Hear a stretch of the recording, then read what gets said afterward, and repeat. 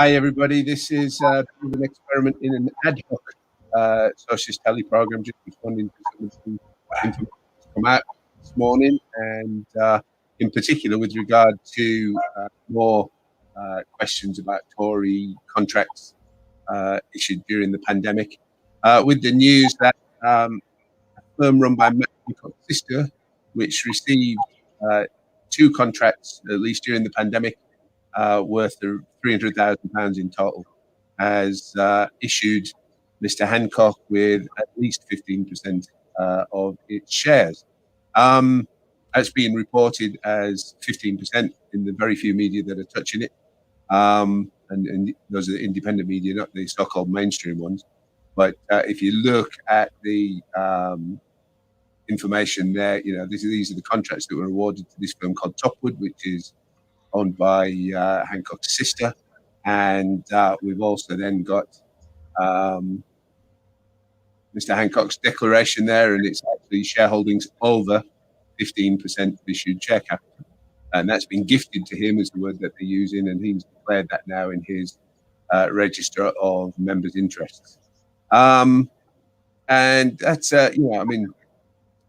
this comes on top of the revelation of the, Hancock's law breaking in the way that contracts were awarded and reported to people who turned out to be substantial backers to the Tories.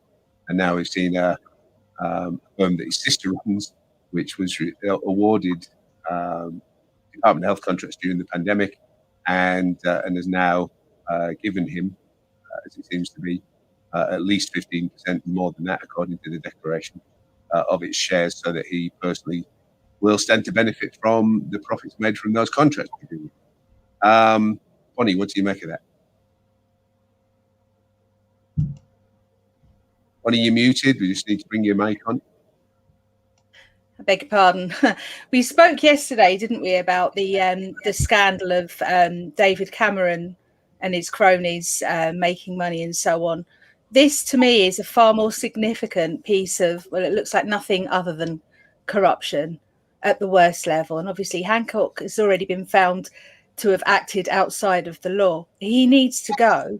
And it's another piece of evidence why we need to oppose every step of the way the removal of the tendering processes for contracts within the NHS. I've spoken about it loads on my NHS shows each week. But the bottom line is, so long as private interests are involved in providing a service, there is often going to be some sort of conflict of interest. This is absolutely outrageous. Hancock needs to step down, and I want to see our front benchers demanding that he steps down and that there's a proper overhaul of all of the private interests within our NHS.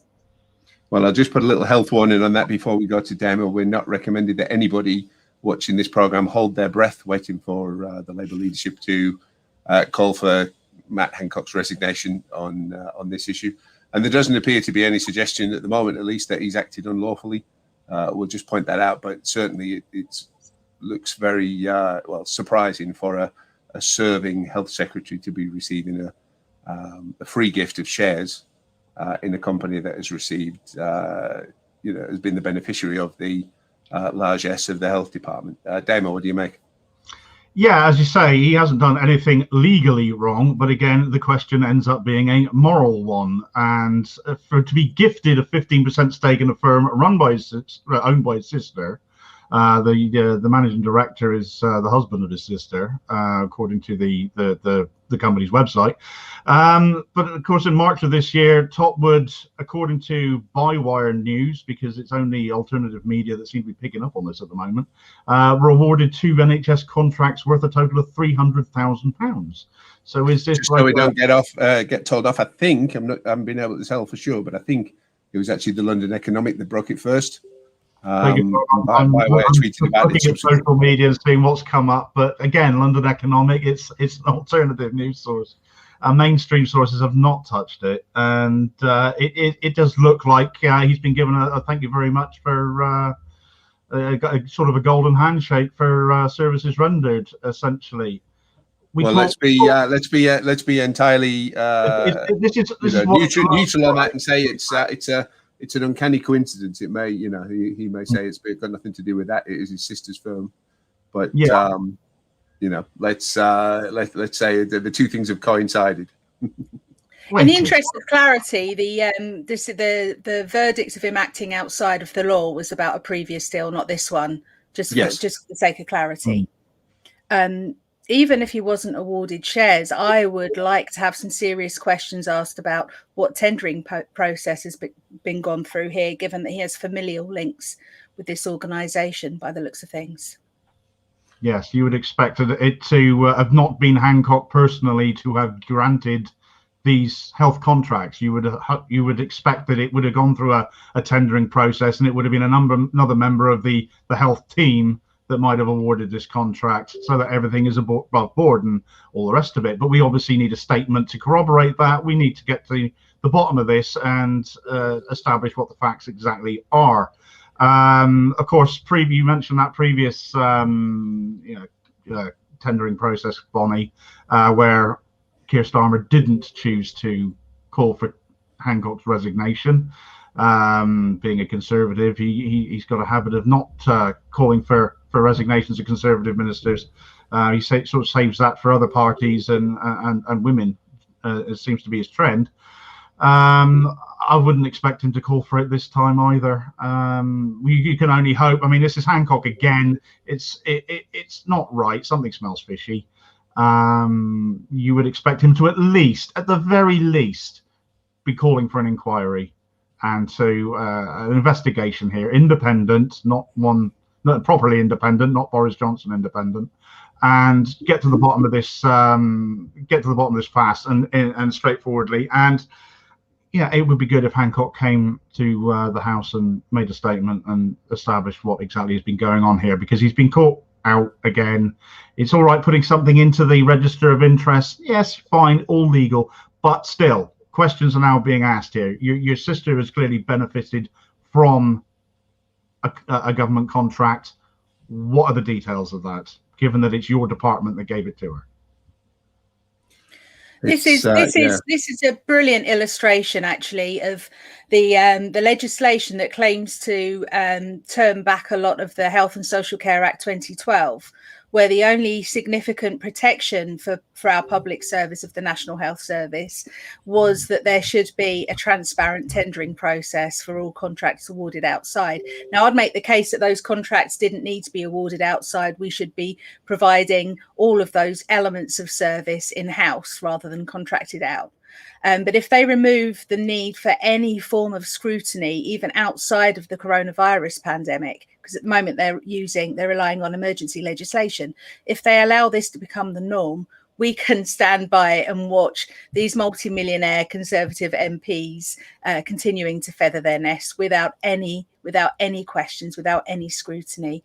Scrutiny is required if we're actually living in a proper democracy, and we're just not seeing that being made possible at the moment.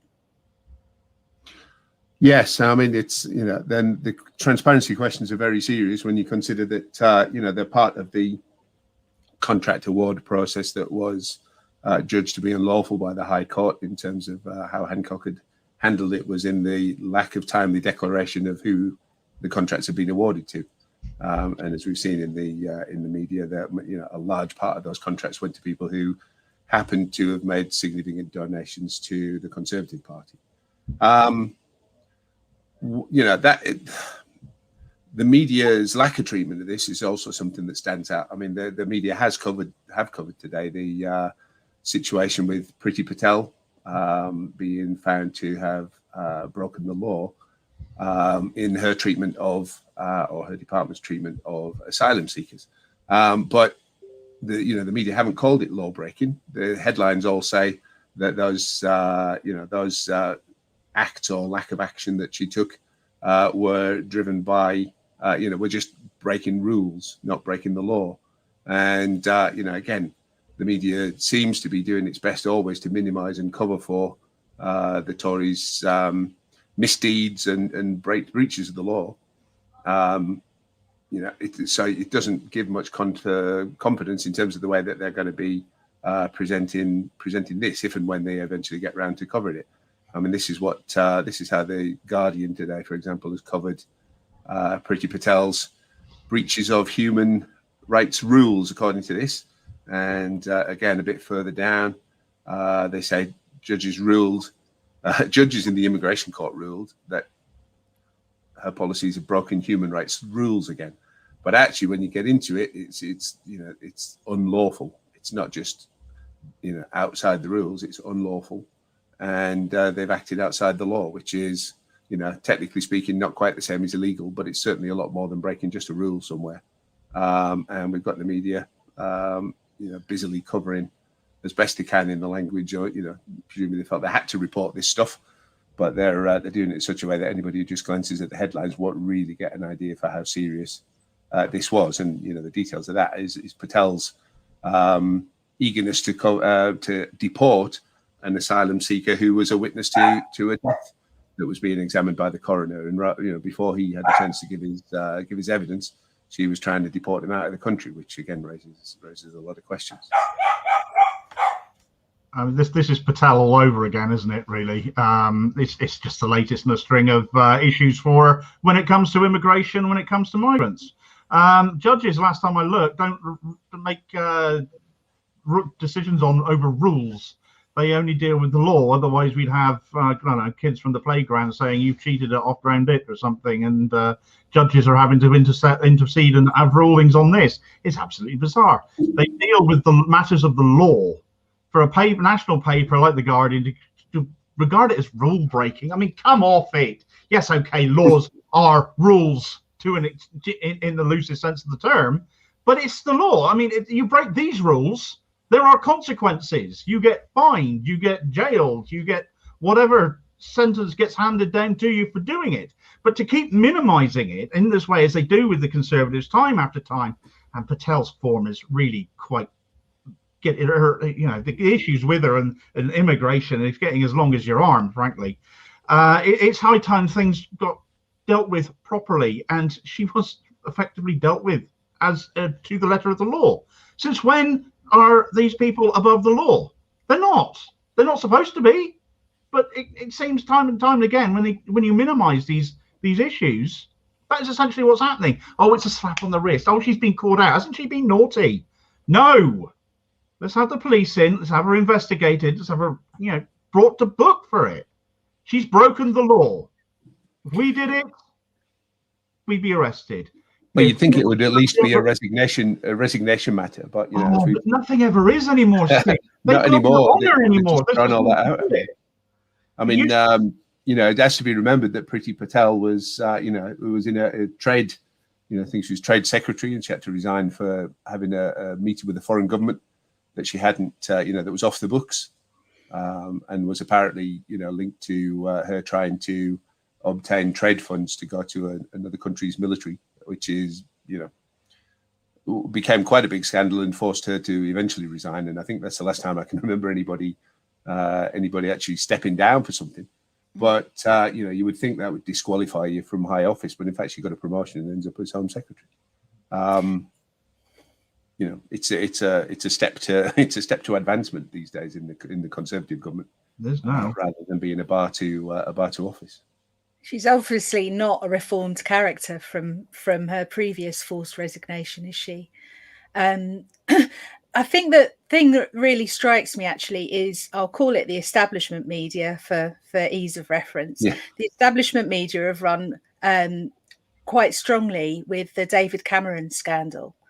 And I think it's particularly interesting that they've run with that and disregarded the actions of Hancock last time and this time, and downplayed Priti Patel's actions, while instead hitting a former prime minister. He is no longer in his position of power, so perhaps it's no longer in their interest to carry on hushing up his appalling decisions and behaviours that have gone on. I think that the contrast there is quite remarkable. I can't remember. Somebody quoted someone in the program I think we did yesterday and said, that they're using corruption as a dead cat to distract from more corruption, which is quite, which shows you how far the country is sunk at the moment, with a large part of, kind of assistance from the media. And I think the other thing, I mean, I saw again somebody rehashing this argument, in favour of Keir Starmer in, I can't remember, one of the kind of centrist media sites.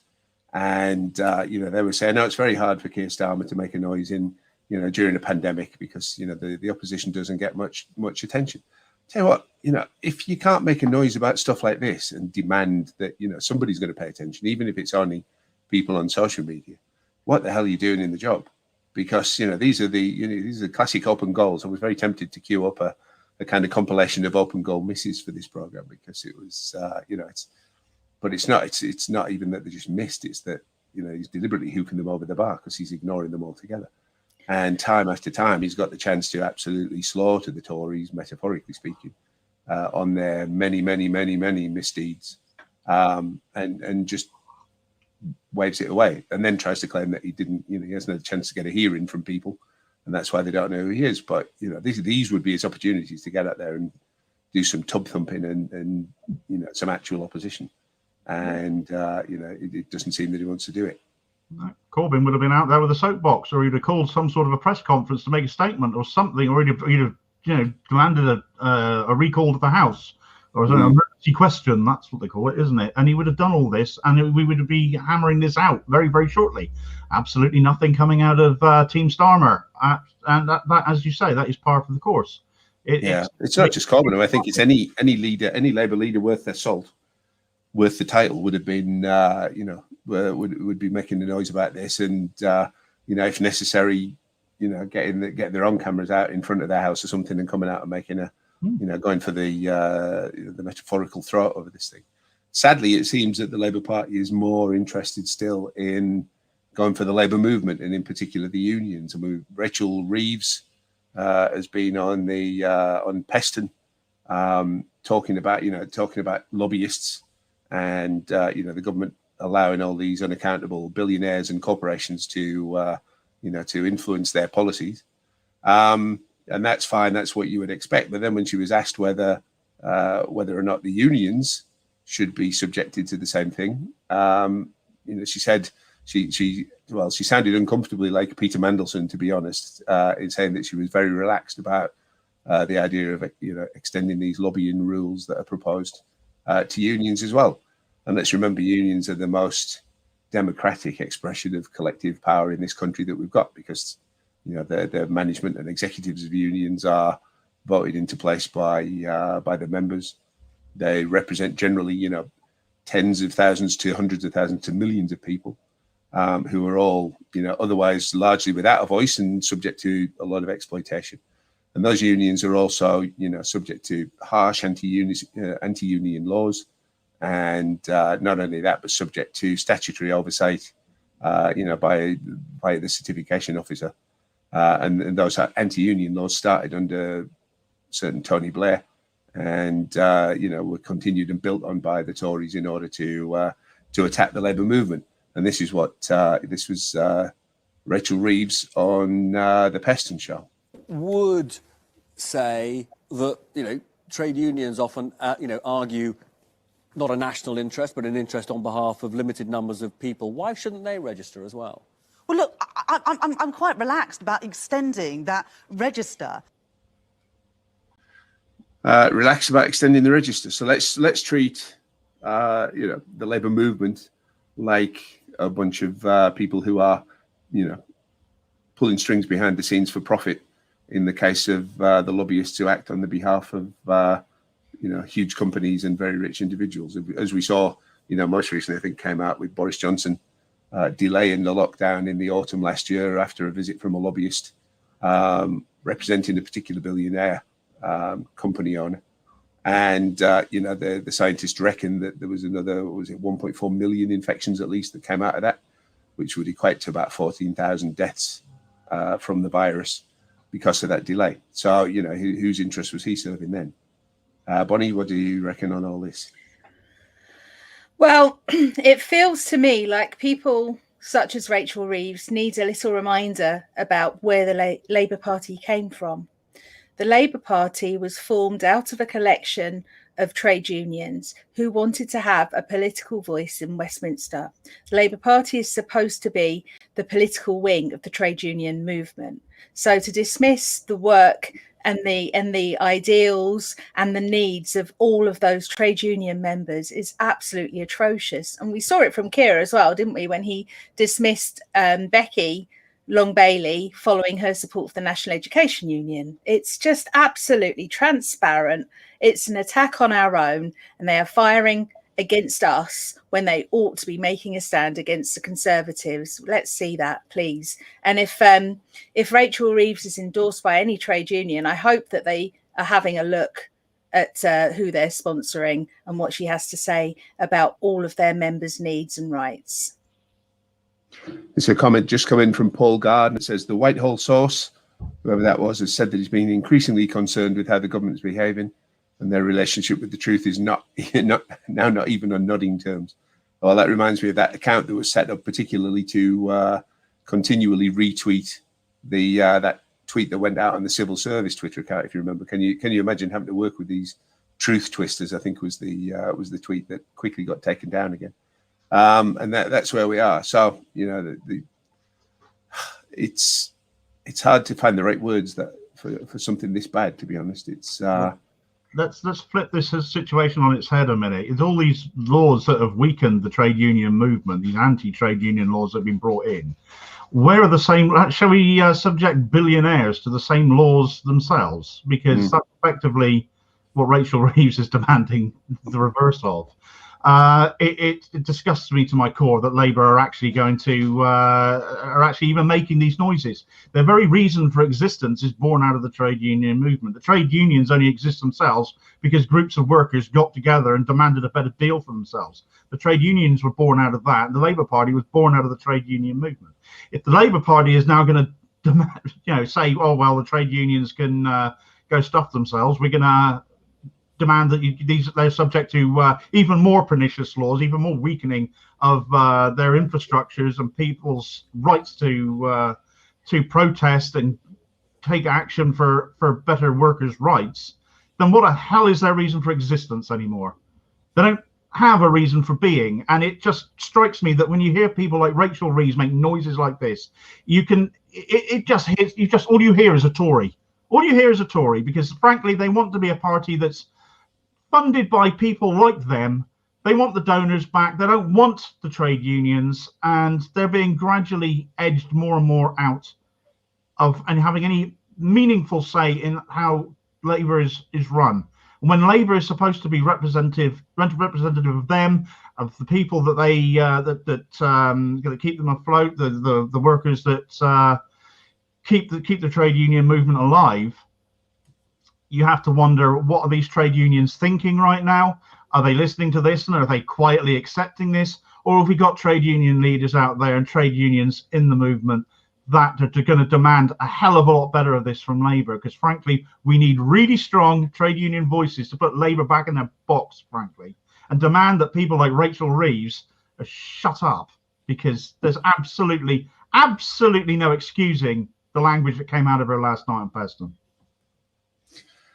Yes, and I mean, let's not forget, it's only it's less than a week since the right-wing MPs were both attacking Dave Ward from the Communication Workers Union, who had dared to speak, have his union put a poll about how Labour was going to do in Hartlepool, which happened to be negative, and he hadn't written the poll. He just put the question, commissioned Servation to do the poll, but he was ganged up on. And we saw, similar looking crew of right-wing MPs, quite merrily joining in with a Sky News attack on the Unite Union. And, we've seen yesterday, then this is big news, the decision of Len McCluskey to step down, and that contest is now formally underway. And, we've seen a lot of support for Howard Beckett, Squawk Box, and I think most people on Socialist Telly are supporting Howard Beckett for that job. And I think it shows, particularly at the moment, how badly we need people who are prepared to speak out and be confrontational, like Howard Beckett is, rather than the more kind of accommodatory approach that's being taken by other people, or in some cases, an affirmed commitment in their campaigning to say that they're not going to get involved in the Labour movement anymore. They're just going to narrow themselves down to, industrial disputes. And, I think if you don't get that the wider political picture affects working people just as much as the the kind of individual disputes that are going on, then you've got no business being in charge of a union. Sadly, there's a few who are, and we've seen as well, the Labour's general sense of disrespect for poor people and for working class people, as a whole, because only yesterday we were talking about Liz Kendall talking disparagingly about shelf stackers, as though people who work on the front line in the supermarket during the pandemic haven't earned their corn in the process. And Keir Starmer talking about, gleefully about prosecuting shoplifters and comparing them to David Cameron and his activities on behalf of a finance company. And as we mentioned yesterday, a lot of shoplifters, some are no doubt just, greedy people, but there are a lot of people with mental health issues making cries for help. There are a lot of people who are just in so much poverty that desperation probably drives them to, try and pinch something to feed their kids. Those are not the people that we should be comparing to the billionaire financiers and the politicians who act on their behalf, in my opinion. Yeah, it's pretty stark, isn't it? At the same time, the Labour Party are making moves to save cash by outrageously dismissing huge numbers of their members of staff and citing issues about the bank balance and so on. Bottom line is, the biggest donors to the Labour Party are rightfully the trade unions. And if they carry on turning their back on trade unions, can they really expect trade union support to continue for them, or for the trade unions to perhaps look for another outlet for their political voice? Mm-hmm. They got away with it once upon a time. They got away with it with Tony Blair, because Tony Blair won an election and then he won another one. And this is obviously the way to success, because this is how we win, despite the fact we lost seats time after time and we lost votes time after time. And the membership was nigh on blown apart. There was barely a membership left. For all the people that cite Blair's successes, he did very nearly bankrupt the party. You cannot get away with the same trick twice. I think if social media existed during Blair's era, he would have been shredded day after day, week after week, much like Keir Starmer does now. And it's not done for the sake of it. It's not done for fun. As you said, we said time after time, we'd much rather spend our time attacking the Tories left, right, and centre on this show than picking holes in the Labour Party. But sadly, they leave us no option if we're to drive them to improve and be better, to stand up for something. And the trade unions do. They stand up for something. They are there. They exist to protect workers' rights and ensure that everybody is treated fairly and reasonably. And anybody who's not going to stand up for that, and the Labour Party should be, it should be a no-brainer. You shouldn't have to ask them to do it. But the fact that they have to, and we need strong trade unionist leaders in order to do that, to ensure that the parliamentary arm of the trade union movement sticks to its reason for being, is absolutely shameful. But it's necessary. So we need, we're talking about the, Len McCluskey has finally announced his retirement. We knew this was coming at some point. We weren't ever exactly sure when, but it shows that we absolutely need a strong unite leader who not only is going to be there on the picket lines and defending workers' rights and fighting the fire and rehire, which we've discussed on this show recently, and all the other issues that are affecting workers up and down this country, and making those successes. But we also need a leader that is prepared to hold the parliamentary Labour Party to account as well. And Howard Beckett is the most ideal candidate for that, because not only is he out there on the picket lines, not only is he there in the courts as a solicitor fighting for the rights of workers up and down this country, and successfully at that, but he also sits on Labour's National Executive Committee and will tell Keir Starmer and anyone else around that table to their faces what needs to be done and what he thinks of them if they're not actually doing it right. I mean, can you imagine a better placed, more experienced person across the whole of the role of the trade union general secretary, of the Unite General Secretary, parliamentary, picket line, in the courts? He's the all-rounder, and he's a solid socialist. which is exactly what we're sorely lacking. We seem to be an enormous shortage of socialist ideals now. So hell yes, Howard has got our backing. Across all of us on socialists, I don't think there's anybody in Socialist Telly who is not out there backing Beckett. And I shall absolutely be campaigning for him myself. And I think, you know, we need a leader of the Labour Party that's prepared to undo the restrictive trade union acts or anti-trade union acts that have been passed into law over the last, since Thatcher. Because what we've seen during this pandemic is a welcome return to people joining trade unions. The number of people in membership of the trade union has increased massively over the last year. This is something we need to continue happening, because until every workplace is unionised, people will be exploited. It's as simple as that. People need to join their trade union, and we need trade union leaders who are prepared to force the leader of the political arm of our movement to support the trade unions, to roll back the anti-trade union laws, and to make sure that our interests are heard in Westminster and beyond. And every single person who's running to be a trade union general secretary or leader in any way absolutely needs to be 100% on board with this mission. Couldn't agree more on that. And I mean, you know, the other side of this is just pure pragmatism. You wonder what the hell that even the Labour right is thinking, trying to drive the union movement away from the Labour Party, because, you know, who else is going to fund them? The billionaires aren't going to put that much money into, you know, to represent their interests, because they've already got the Tories to do that. And, you know, they're in the process of stitching everything up as much as they can anyway. You know, we had the conversation yesterday during the programme, didn't we, with the former LOTO staffer, the leader of the opposition's office staffer who worked for Jeremy Corbyn.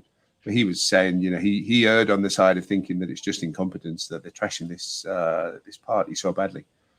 But, you know, and I'm sort of, you know, I'm got a foot in both on two stools on that one, because I vary between whether I think they're doing it deliberately or not.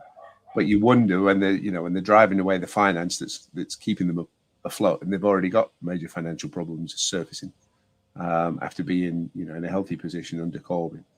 And you know, you do start to wonder, are they deliberately trying to just kill the party completely and put it in a position where it simply can't operate? Folks, that was a Socialist Telly short, just responding to events. I hope you've enjoyed it. We thank you for your time. Thank you to Bonnie and Damo for joining in. We've gone a little bit longer than I thought we would do, but you know, there's been plenty to talk about. Do share this and do make sure that you go to the various whichever your favorite social media platforms are, and hit that subscribe button, and don't forget, where appropriate, to ding the notification bell just like this, and we'll see you again soon.